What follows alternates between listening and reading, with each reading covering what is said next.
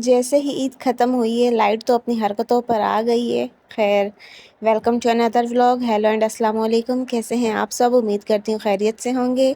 तो जी, आज का व्लॉग स्टार्ट हो रहा है सुबह-सुबह से। तो यहाँ पर सुबह का टाइम हो रहा है और मैंने अपना कमरा नीट एंड क्लीन कर लिया है और आज हम कर रहे हैं बाहर से मंगवा कर नाश्ता। नाश्ते में हमारे पास थे चाय, पराठा, अंडा और मैंने मंगाए थे अपने लिए चने। नाश्ता बहुत ही मज़ेदार था, बहुत ही वीआईपी था।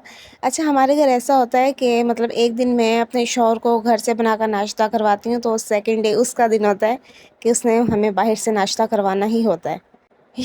इक्वालिटी, इसलिए बराबर-बराबर होना चाहिए सब कुछ।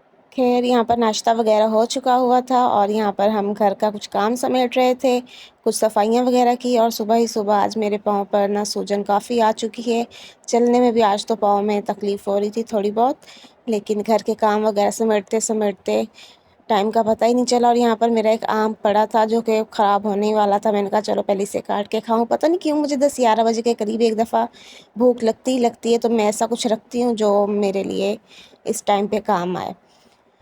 तो जी, यहाँ पर मैं दोपहर का खाना बना रही थी। गोश्त वग़ैरह खा-खा कर तो सब पक चुके हैं, तो मैंने कहा चलो जी कुछ सिंपल, सादा और लाइट बनाते हैं।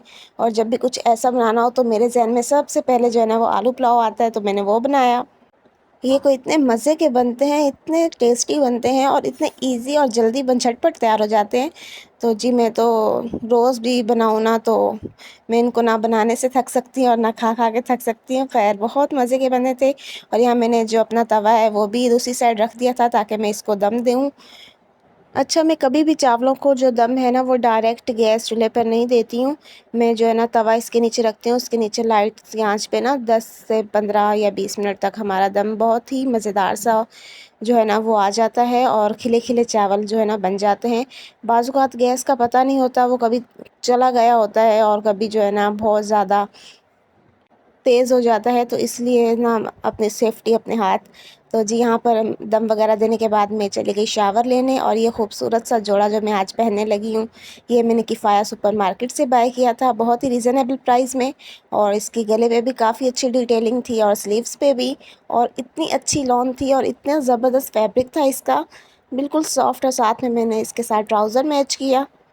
आप लोगों ने ज़रूर गेस करके बताना है कि इसकी क्या प्राइस होगी। गर्मियों के हिसाब से बेहतरीन कलर और बेहतरीन लॉन। तो जी, मैंने तो इसे बाय कर लिया। अब मैं शावर लेने लगी हूँ और ये पहन के आप लोगों को दिखाऊंगी। और यहाँ पर मैंने शावर वगैरह ले लिया था, हमारा पुलाव भी तैयार था और जी मैंने किया पुलाव को इंजॉय, साथ में अचार लिया और सैलेड वगैरह भी कुछ बनाई। जब आप लोगों का कुछ लाइट खाने का दिल करता है तो आप लोग क्या बनाते हैं ये भी मुझे ज़रूर बताइएगा। मैं तो कुछ ऐसा बनाती हूँ जो आसानी से बन भी जाए और खाने में बहुत लज़ीज़ भी हो। और यहाँ पर जी कुछ शाम का टाइम हो चुका है और बहुत ही मौसम खूबसूरत चल रहा है आजकल कराची का। शाम को इतनी अच्छी हवा जो है ना वो स्टार्ट हो जाती है।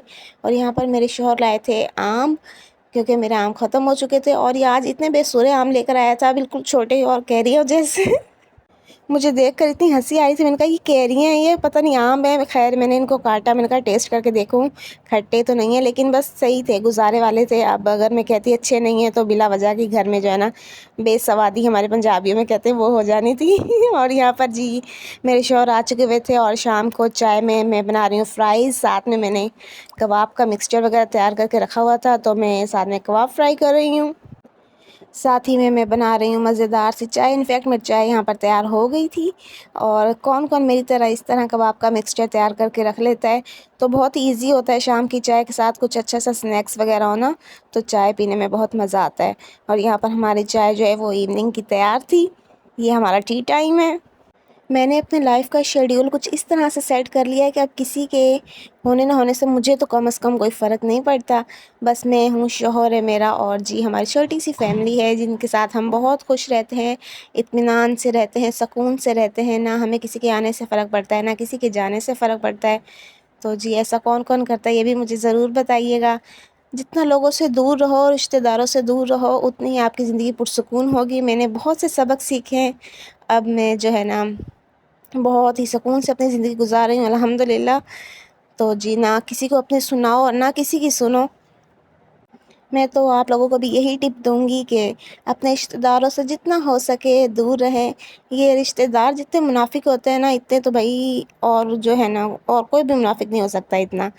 तो जी, खुश रहें और खुश रहने दें सबको, खुशियाँ बाँटें। ख़ैर जी, टी टाइम से फ़ारिग होने के बाद मैंने बर्तन वग़ैरह धोए, तो मैंने अपनी चारपाई वग़ैरह बाहर निकाली और मैंने ली अपनी इवनिंग की जो है टैबलेट्स वग़ैरह लीं। और यहाँ पर रात का टाइम हो चुका था, मैंने भुना हुआ गोश्त बनाया जो कि बहुत ही मज़े का बना था, मैं इसकी क्या ही तारीफ़ करूँ। ये मेरा फ़र्स्ट एक्सपीरियंस था। मैं बहुत कम गोश्त बनाती हूँ क्योंकि मैं खाती नहीं हूँ, मेरी जो सासू अम्मी हैं वही गोश्त वग़ैरह बनाकर जो है ना वो देती हैं, मेरा शौहर खाता है थोड़ा बहुत। तो लेकिन मेरे शौहर ने मुझे रेसिपी सेंड की थी तो मैंने कहा चलो जी उसका भी दिल रखते हैं, ईद लगी पड़ी है पहले ही, तो मैंने बनाया और लेकिन बहुत ही मज़े का बना था। मैंने फ़र्स्ट टाइम जो है ना इसे ट्राई किया और मैंने कहा वाओ यार! इतना ज़ायक़ा। और यहाँ पर खाना वग़ैरह से फ़ारिग होने के बाद थोड़ा-सा स्क्रीन टाइम, और यहाँ पर रात का टाइम हो चुका था, मैं अपनी थोड़ी-सी स्किन केयर करने लगी हूँ। अल्लाह अल्लाह करके लाइट भी जो है 9-10 बजे के करीब आ गई थी। यहाँ पर कुछ स्किन केयर करने के बाद मैंने अपना मुँह चिट्टा गोरा किया और यहाँ पर मैंने बहुत ही खूबसूरत सा नज़ारा कैप्चर किया है। चाँद इतना प्यारा लग रहा था और फुल साइज़ में था अपने, बहुत ही खूबसूरत लग रहा था और इसे चाँद को देखकर बहुत सी शेर व शायरी भी याद आ रही थी मुझे। बहरहाल बहुत ही खूबसूरत नज़ारा था। आपको मेरा आज का व्लॉग कैसा लगा मुझे ज़रूर बताइएगा। और जी थैंक्स फॉर वॉचिंग, मिलते हैं नेक्स्ट व्लॉग में।